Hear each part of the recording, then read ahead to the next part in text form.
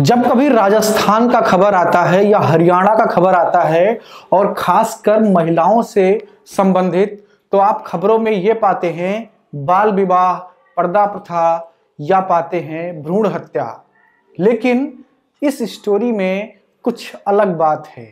इसमें एक कहानी है जो फिल्मों जैसी लगती है।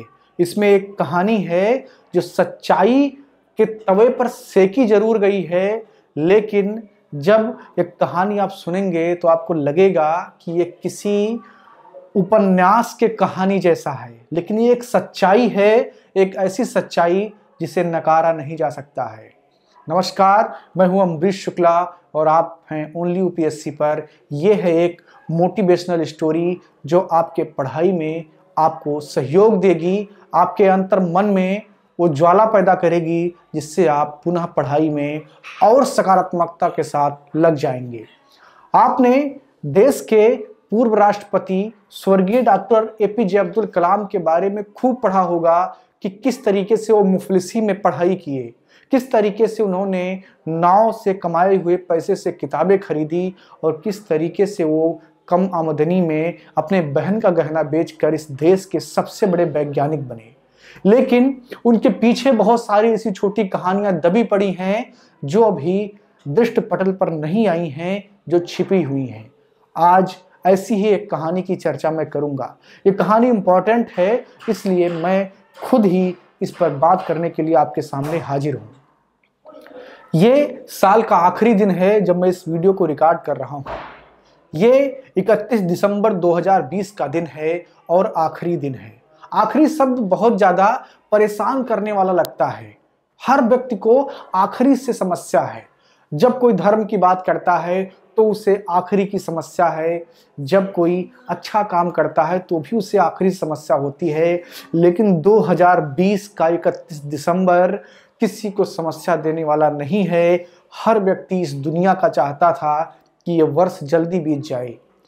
2021 के लिए आपको अग्रिम शुभकामना। हो सकता है कि ये वीडियो आपको बाद में मिले, लेकिन जब मैं रिकॉर्ड कर रहा हूं तो ये मेरी जिम्मेदारी है कि मैं आपको शुभकामनाएं दूं। साल 2020 कई मायनों में बुरा रहा। पैंडेमिक की वजह से पूरी दुनिया परेशान हुई और साथ ही साथ हमने कई महान हस्तियों को भी खो दिया। तो ये दुख था, दर्द था। अब लौटते हैं अपने कहानी पर। कहानी है राजस्थान के उदयपुर की। एक दूध वाले की बेटी। जब कोई दूध वाला आपके घर में दूध लेकर के आता है तो आपका उसके साथ बात करने का रवैया किस प्रकार होता है? या कोई अखबार वाला जब आपके घर में अखबार फेंकने आता है और किसी दिन कोई छोटी मोटी गलती उससे हो जाती है तो आप किस झुंझलाहट के साथ उससे बात करते हैं?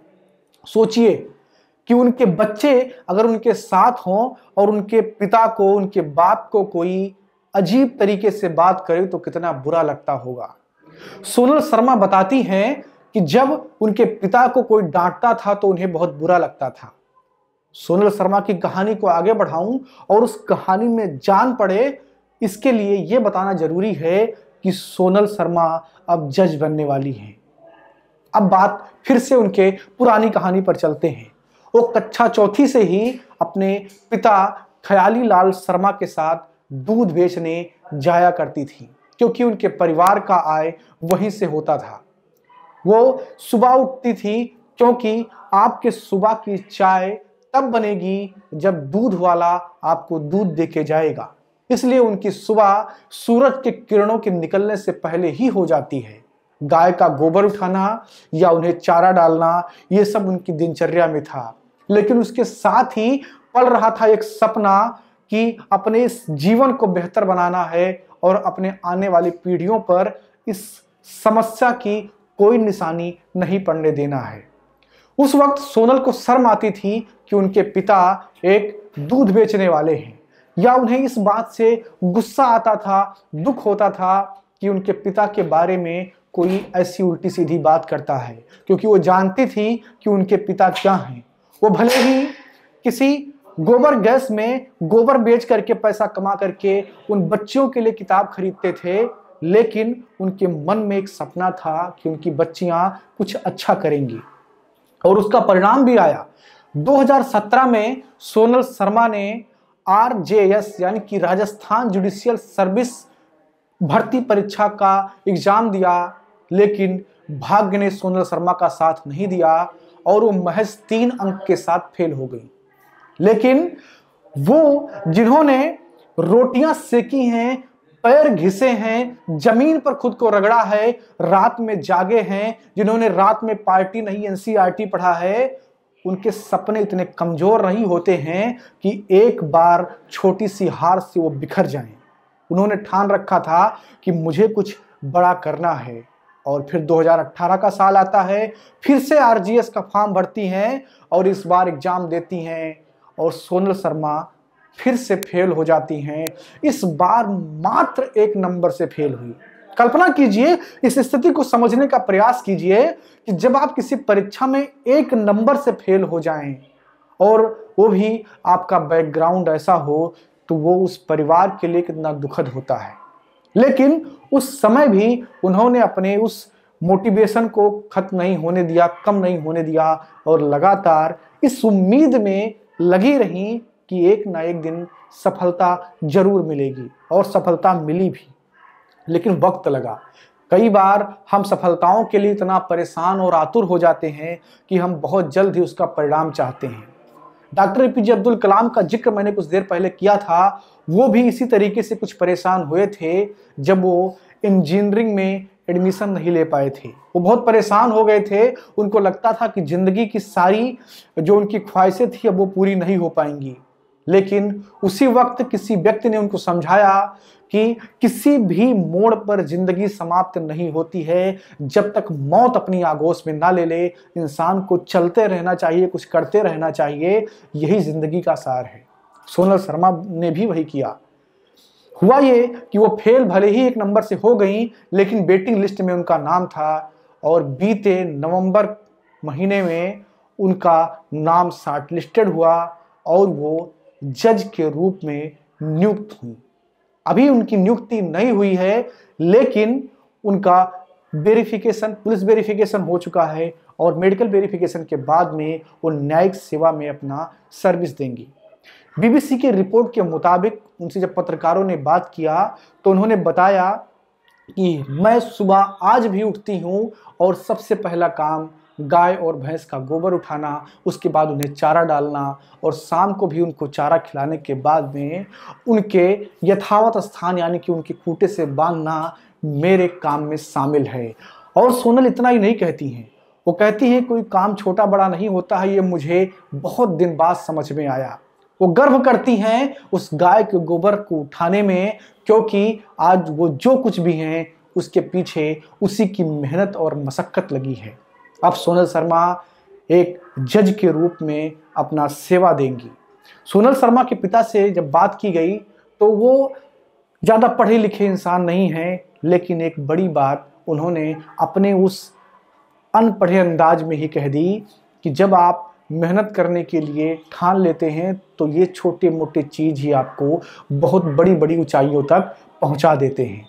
सोनल शर्मा के पिता कहते हैं, उन्होंने कहा कि मैं अपनी बेटी से ये चाहता हूँ कि वो अपने पुराने पृष्ठभूमि को लेकर के कोई विचार अपने दिमाग में ना बनाए और बिना भावुक हुए केवल तार्किकता के अधिकार पर न्यायिक फैसले ले, क्योंकि हमने उसे ईमानदारी, मेहनत यही सिखाया है और यही उसके आगे के जीवन में काम भी आना चाहिए। तो कमेंट बॉक्स में लिख करके आप बताइए कि ये कहानी आपको कैसी लगी। इससे आपको जरूर कुछ ना कुछ सीखने को मिला होगा। हमारे ओनली UPSC में बहुत सारे ऐसे विद्यार्थी हैं जो ग्रामीण पृष्ठभूमि से हैं, खासकर लड़कियां जिन्हें अभी भी समाज लड़कों के बराबरी का दर्जा नहीं देता है, उन्हें बाहर पढ़ने जाने नहीं देता है। उनके लिए ओनली UPSC लगातार प्रयास कर रहा है कि घर बैठे ही वो बिहार, उड़ीसा, पश्चिम बंगाल, महाराष्ट्र के छोटे से छोटे गांव में बैठ करके भी अगर IAS IPS बनने का सपना पालती हैं तो एक कदम ओनली UPSC भी आपके साथ चलना चाहता है और चल रहा है। तो आप अपने मोटिवेशन को बनाए रखिए, मेहनत कीजिए, डट के मेहनत कीजिए। जो भी सवाल हो, जो भी परेशानियां हो, जो भी समस्याएं हो, वो हमसे जरूर पूछिए। हर कदम पर ओनली UPSC आपके साथ रहेगा जब तक आप सफलता की बुलंदियों तक नहीं पहुंच जाते हैं। और इसके बदले में हम आपसे कुछ नहीं चाहते हैं, बस इतना चाहते हैं कि हमने जो आपको दिया, आप आने वाले समय में उसको आगे बढ़ा दें। जब आप सफल हो जाएं तो अपने इर्द गिर्द कुछ ऐसे बच्चों को, कुछ ऐसे विद्यार्थियों का चयन करें जिन्हें आपकी आवश्यकता हो, आपके संसाधन की आवश्यकता हो। वही हमारी फीस होगी और वही हमारा गुरुदक्षिणा होगा। तो धन्यवाद। बीजेपी राज्यसभा सांसद डॉक्टर अशोक वाजपेयी ने द न्यूज ओशियन से क्या कहा किसान बिल को लेकर, जल्द देखिए द न्यूज ओशियन के डिजिटल प्लेटफॉर्म पर और पूरा साक्षात्कार पढ़िए द न्यूज ओशियन मैगजीन में। कृषि सुधार बिल वापस ले सरकार, आप क्या कहेंगे इस पर? नहीं, कोई आवश्यकता नहीं है इन बिलों को वापस लेने की। एमएसपी नहीं मिलेगी। हमारा मंशा स्पष्ट है कि एमएसपी कभी भी बंद नहीं होगी। मैं तथाकथित कहूंगा, असल में पत्रकार नहीं कहूंगा और मैं नाम भी नहीं लेना चाहता हूं। बहुत सारे पत्रकार विभिन्न राजनीतिक दलों या विचारधारा से जुड़े होने के कारण प्राइवेट मंडियों पर टैक्स नहीं लगेगा। देखिए, प्राइवेट मंडियों में कोई रजिस्ट्रेशन की आवश्यकता नहीं है। अडानी और अंबानी को नरेंद्र मोदी सरकार फेवर कर रही है और चंद लोग वहां बैठ करके देश के किसानों का प्रतिनिधित्व कर रहे हैं। ये नरेंद्र मोदी का विरोध करते करते देशद्रोह कर जाते हैं, पता नहीं चलता। जो गुपकार ग्रुप है वो कहता है कि चाइना का सहयोग लेकर के हम यहाँ पर 370 वापस लाएंगे।